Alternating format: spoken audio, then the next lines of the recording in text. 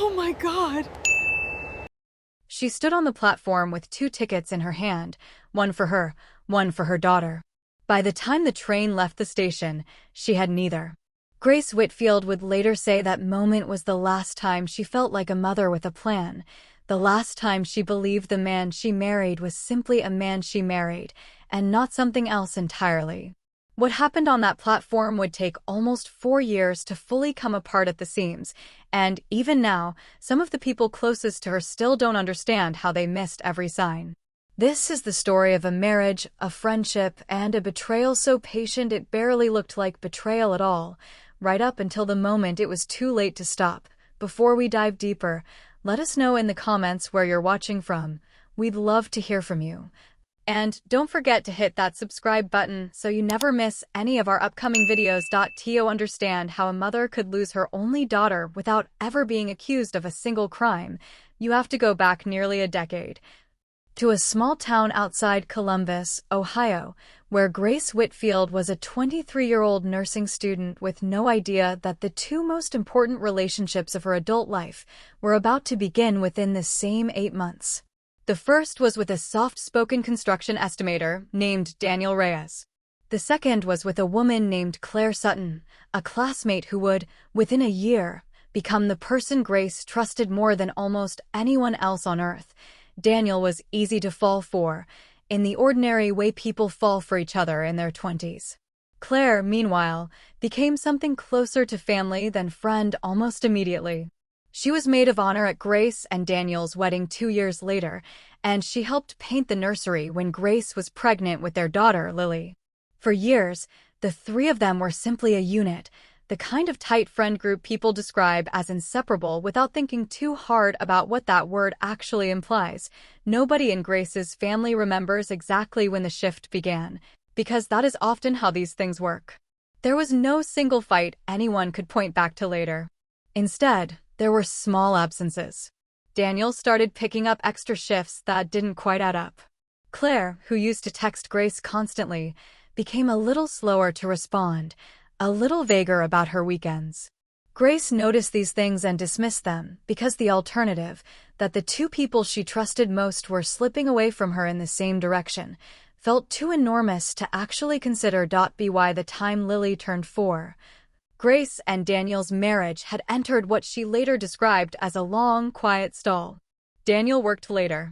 Grace threw herself into finishing her nursing certification and raising Lily largely on her own schedule.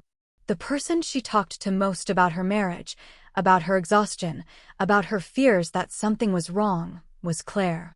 She asked Claire more than once whether Daniel seemed different too. Claire always reassured her. "Marriages go through phases," Claire would say. "You're just tired." It would be years before Grace understood what those conversations actually were. The trip that changed everything was supposed to be simple. Grace's mother was recovering from surgery 2 states away, and Grace had planned to take Lily to stay with her for 2 weeks, partly to help her mother and partly because she needed distance from a marriage that had started to feel like living with a polite stranger. She bought 2 train tickets nearly a month in advance. In the days before the trip, Daniel's mood shifted in a way she couldn't quite name, quieter than usual, taking phone calls in the garage with the door closed. She assumed it was work stress. On the morning she and Lily were set to leave, Daniel was waiting by the front door before she'd even finished packing the car. What followed was not a shouting match so much as a quiet, immovable refusal. He told her Lily wasn't going anywhere. When Grace pushed back, he took the tickets out of her bag and, in front of their 4-year-old daughter, tore them in half. Grace has said the sound of that paper tearing is something she still hears clearly years later. She got in the car anyway and drove 2 states with her daughter after forcefully dragging her along, believing this was simply the worst fight of her marriage. She had no idea it was the opening move of something else entirely. Within 72 hours, Daniel had filed an emergency custody petition, citing concerns about Grace's sudden and unexplained departure with the child. Language her attorney would later argue had almost certainly been drafted before that morning on the platform. Grace didn't find out until she was already 3 states from home, learning that a temporary order had been granted and that returning with Lily outside the new court schedule could be treated as a violation. This was the first moment she understood that the torn ticket wasn't an act of anger. It was a maneuver, and she was already several steps behind. Grace drove back the next morning, leaving Lily with her mother temporarily on her attorney's advice, and walked into a legal process she barely understood. Family courts, she learned, often favor whoever holds physical custody at the moment a case begins, regardless of how that arrangement came to exist. Daniel's attorney argued that Lily was already settled with her father and that uprooting her again would not serve her best interest. Grace sat in a courthouse hallway that first week and realized the man who had torn up a ticket in a moment she'd assumed was anger had, in fact, been building a case. During this period, Grace started noticing something about Claire, who had always been the person she called first after a hard day in court. Claire's responses were growing shorter, her availability thinner, her excuses more elaborate. Grace's sister had noticed the same thing, but hesitated to mention something that seemed petty while Grace was fighting for her daughter. Grace pushed the thought aside too. There was no room in her mind for anything smaller than Lily. The break in the case came almost by accident, when a mutual friend from Grace's old study group reached out nearly 5 months in, saying she felt Grace deserved to know she'd seen Daniel and Claire together at a restaurant, seated close, clearly not discussing a custody battle. Grace dismissed it at first, telling herself she was too exhausted and paranoid to trust her own instincts. But once the thought existed, it didn't leave. She began quietly rereading months of old messages, the ones where Claire had reassured her everything was fine, and started noticing dates that didn't line up and excuses that contradicted each other. A pattern that had been sitting in plain sight the entire time she'd been too trusting to see it. Confirmation came indirectly, through a filing Daniel's own attorney submitted while arguing for permanent custody. Buried in the paperwork was a reference to a stable, established secondary caregiver already present in the home. Grace's attorney explained plainly what that meant. Daniel wasn't living alone with Lily. Someone else was already there, functioning as a parent, months before Grace had even confirmed the affair to herself. That someone was Claire. Grace has described the moment she fully understood what had happened not as a single dramatic revelation, but as a slow, sickening realization that the timeline simply couldn't be explained any other way. Claire hadn't stumbled into Daniel's life after the marriage ended. She had been present for a significant stretch of the marriage itself, listening to Grace's fears every week while apparently building a life with the same man Grace was afraid of losing. The torn ticket, the sudden filing, the carefully worded court documents, none of it had happened in isolation. It had all been part of the same plan, executed by the two people Grace had trusted more than almost anyone else on earth.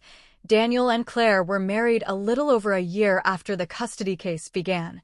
In a small courthouse ceremony Grace only learned about after the fact, through Lily mentioning she'd worn a new dress to Daddy and Claire's wedding. Grace has said hearing her own daughter describe the wedding, without any understanding of what it meant, was one of the hardest moments of the entire ordeal, because it meant Lily was already being folded into a new family built, in part, on the ruins of the one taken from her mother. The case dragged on for nearly 2 more years. Grace's attorney eventually introduced the timeline discrepancies, the restaurant sighting, and the language from Daniel's own filings as evidence that the original emergency petition had misrepresented the true circumstances of the marriage's collapse. It was not a case that turned on one dramatic piece of evidence. It turned on the slow accumulation of small inconsistencies, the same kind Grace had once dismissed out of love and trust. A revised custody arrangement was eventually granted, restoring Grace to significant shared custody after nearly 3 years of limited visitation. It was not everything she had lost, but it was, her sister has said, the first time in years Grace seemed to breathe normally again. Grace has said the hardest part was never really the marriage ending. Marriages end, and people survive that.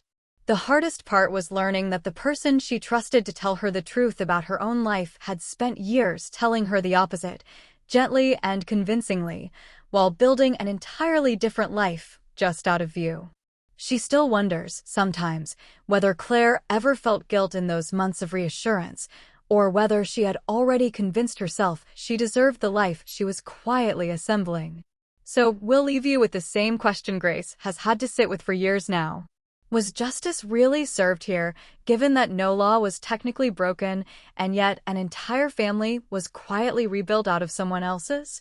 And would you have noticed the signs in your own closest friendships before it was already too late to do anything about it? Let us know what you think in the comments below, and if this story affected you the way it affected us, stay close, because the next case we're covering is even harder to believe.